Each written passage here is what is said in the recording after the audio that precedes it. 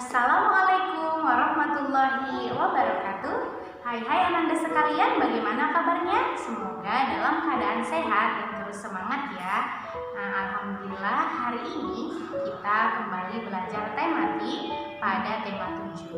Pada tema 6 kita sudah menyelesaikan materi tema 6 dari subtema 1 hingga subtema 4. Semoga Anda sekalian paham ya dengan materi tersebut. Nah, hari ini kita akan kembali mempelajari tema 7 ya. Nah, tema 7 yang kita pelajari hari ini yaitu mengenai perkembangan teknologi sandang. Anda sekalian, namun sebelum belajar alangkah baiknya kita berdoa terlebih dahulu. Berdoa dimulai, angkat tangannya, tundukkan kepalanya. A'udzubillahi minasyaitonirrajim. Bismillahirrahmanirrahim. Rabbi zidni ilma warzuqni fahma wa amalan mutaqabbal. Amin ya rabbal alamin. Baik Anda sekalian, kita masuk pada materi kita hari ini.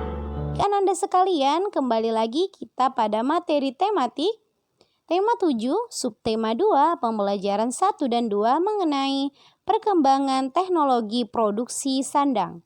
Oke, Anda sekalian masih ingat tidak pada pembelajaran kita sebelumnya, yaitu mengenai teknologi produksi pangan, di mana arti pangan itu merupakan makanan. Jadi teknologi produksi makanan artinya bagaimana mengolah makanan menjadi makanan yang lebih baru. Contohnya dari kacang kedelai menjadi tempe, tahu, dan kecap manis. Nah, kalau perkembangan teknologi produksi sandang artinya adalah bagaimana perkembangan dalam produksi sandang. Nah, sandang itu apa, Miss? Nah, sandang itu merupakan pakaian, kebutuhan kita sehari-hari, pakaian gitu. Nah, jadi bagaimana perkembangannya, prosesnya dalam membuat pakaian itu dari waktu ke waktu begitu. Nah, di sini kita akan mempelajari yaitu mengenai bagaimana perkembangannya. Nah, sebelum kita mulai pada materi, kita bahas terlebih dahulu tujuan pembelajaran. Nah, tujuan pembelajaran kita pada hari ini yang pertama, siswa dapat mengidentifikasi ide pokok dari teks dengan tepat. Yang kedua, siswa dapat mengidentifikasi bangun datar yang memiliki simetri lipat dengan tepat. Kemudian yang ketiga, siswa dapat menentukan banyak simetri lipat pada sebuah bangun datar dengan benar. Nah, jadi inilah tujuan pembelajaran kita hari ini. Di sini kita akan menentukan ide pokok dari teks dan kita harus tahu inti dari setiap paragraf pada teks tersebut. Oke, kita masuk pada teks yang pertama yang berjudul bahan dasar pakaian. Nah, jadi sandang itu merupakan pakaian. Nah, di sini kita akan membaca sama-sama teksnya. Oke? Anda sekalian, mari kita baca. Keluarga Udin memiliki banyak pakaian. Mereka memakai pakaian untuk melindungi tubuh. Ada pakaian untuk melindungi tubuh dari udara dingin atau panas. Ada pakaian untuk melindungi tubuh dari angin dan hujan. Pakaian keluarga Udin ada yang terbuat dari kapas dan bulu domba. Pakaian berbahan dasar kapas banyak digunakan sebagai pakaian sehari-hari. Pakaian berbahan dasar kapas yang nyaman bisa dipakai di siang hari. Pakaian berbahan dasar bulu domba dikenakan pada waktu tertentu. Pakaian berbahan dasar bulu domba itu menghangatkan badan pada saat hari dingin. Oke, kita lanjut pada paragraf ketiga. Ibu Udin memiliki kain tenun yang terbuat dari serat sutra. Pakaian yang terbuat dari serat sutra termasuk pakaian istimewa. Pakaian yang terbuat dari serat sutra biasa digunakan saat acara khusus. Berbeda dengan Udin, pakaian orang-orang zaman dahulu terbuat dari kayu dan kulit hewan. Pakaian mereka sangat sederhana. Satu pakaian mereka gunakan untuk berbagai keadaan. Hampir semua bahan dasar pakaian terdapat di alam. Bahan dasar pakaian jumlahnya terbatas. Jagalah pakaianmu agar dapat digunakan dalam waktu yang lama. Tuhan menyukai orang-orang yang menjaga apa yang dimiliki. Nah, berarti di sini itu kita sudah baca semuanya ada berapa paragraf. Coba kita hitung ulang ya. 1 paragraf, 2,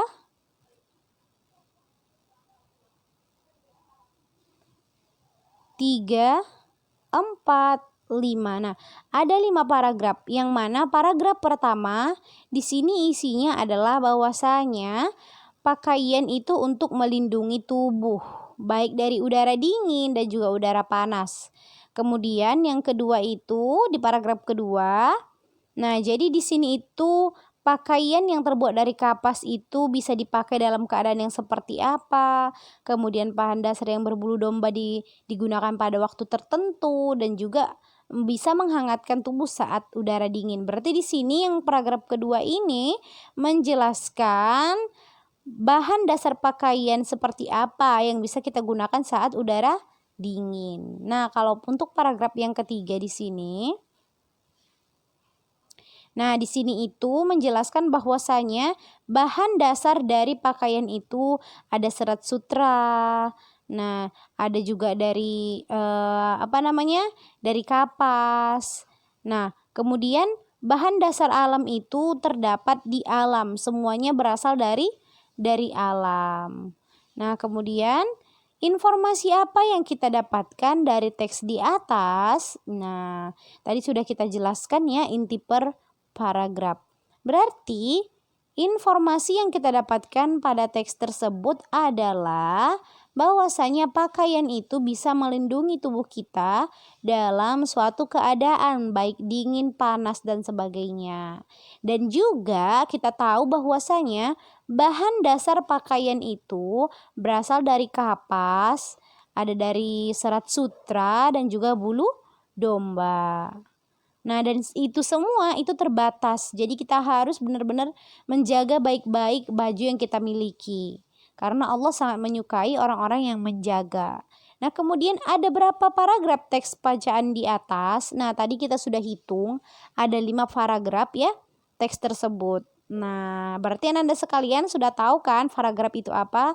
Nah, paragraf itu tuh memiliki ciri-ciri dia jaraknya ada 5 spasi.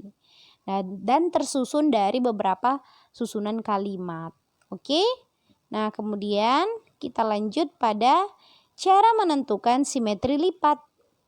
Simetri lipat itu dapat ditemukan melalui percobaan. Bagaimana cara percobaannya? Jadi simetri lipat itu juga dapat ditemukan dengan membuat sumbu simetri, yaitu garis yang membagi dua bangun datar dan saling menutupi. Artinya kalau saling menutupi nanti dia benar-benar tertutupi satu sama lain, tidak berlebih seperti itu. Nah, coba kita lihat di sini. Di sini ada persegi panjang. Nah, setelah kita lipat persegi panjang tersebut, dia lipatnya bagaimana, Miss? Kita lipatnya ke samping nih. Nah, dari tengah ini kita lipat kemari.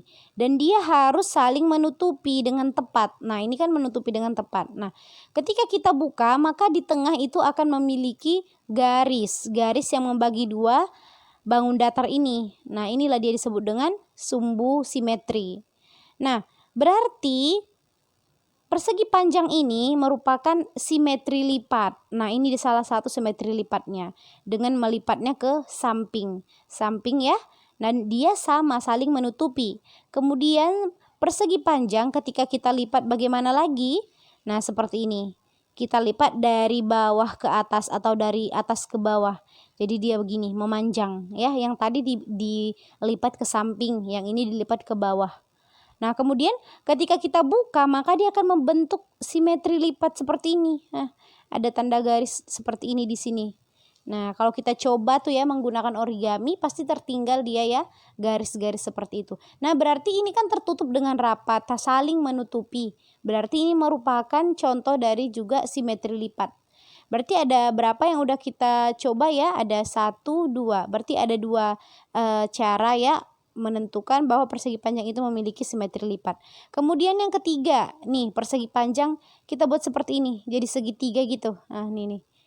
Nah, ini merupakan simetri atau tidak? Dan di sini apakah menutupi dengan tepat? Tidak, karena dia berlebih. Nah, ini berlebih dia. Tidak menutupi dengan tepat. Kalau ini kan dia kita kira ini satu gitu ya. Dia saling menutupi. Kalau yang ini dia enggak. Ini ada berlebih gitu ya, enggak saling menutupi. Dan hasilnya setelah kita buka dia seperti ini. Berarti bukan ya. Dia yang merupakan simetri lipat itu kalau kita lipat itu benar-benar saling menutupi. Berarti persegi panjang itu memiliki dua simetri. Nah, seperti ini dia ya, dilipat seperti ini dan seperti ini. Nah, begitu ya Nanda ya. Kemudian bentuk-bentuk yang dapat menutupi semua bagian kertas dengan tepat saat dilipat disebut bentuk yang memiliki simetri lipat. Nah, jadi bentuk yang dia menutupi semua bagian kertas. Nah, di sini kita lihat ya. Nah, ini dia akan menutupi semua ini padahal udah dilipat, tapi dia menutupi nggak ada berlebih. Sama-sama pas dia ya, nih ha. Nah, ketika dilipat dia sama dan saling menutupi. Begitu juga dengan ini. Tapi kalau yang ini enggak, dia berlebih nih, ini sebelah sini ya kan. Nah, berarti dia bukan simetri lipat. Jadi simetri lipat itu dia harus menutupi semua bagian kertas dengan tepat. Nah, berarti tadi bangun datarnya apa? Kita tulis ya. Bangun datar persegi panjang itu memiliki banyak simetri lipatnya itu 2. Begitu ya Nanda ya. Bisa kan kita menentukan berapa banyak simetri lipatnya. Kita coba lipat aja dengan berbagai bentuk. Nah, dengan itu bisa kita hitung ya. Oke, selanjutnya kita masuk pada tugas kita hari ini. Oke, berarti materi kita sampai di situ saja ya. Nah, kemudian tuliskan isi cerita dari setiap paragraf. Jadi, di sini tugas kita adalah paragraf 1, paragraf 2, paragraf 3 sama paragraf 4. Silahkan Anda tuliskan apa inti cerita di paragraf 1. Nah, jadi tidak usah dituliskan semuanya. Jadi tuliskan saja misalnya pada paragraf 1 itu bahwasanya pakaian itu untuk melindungi tubuh. Berarti itulah di paragraf 1. Segitu aja. Nah, kemudian di paragraf 2 juga apa. Jadi dia singkat aja. Satu kalimat gitu aja ya. Jadi dia kayak inti dari cerita per paragraf. Nah, sampai paragraf 4 aja. Oke, Anda sekalian. Nah, cukup sekian materi kita pada hari ini, di mana mengenai teks cerita yang berjudul bahan dasar pakaian. Jadi kita mengetahui bahan dasar pakaian itu dari apa saja. Dan juga cara menentukan simetri lipat. Jika ada yang salah, Miss mohon maaf. Miss sudahi dengan salam. Wassalamualaikum warahmatullahi wabarakatuh.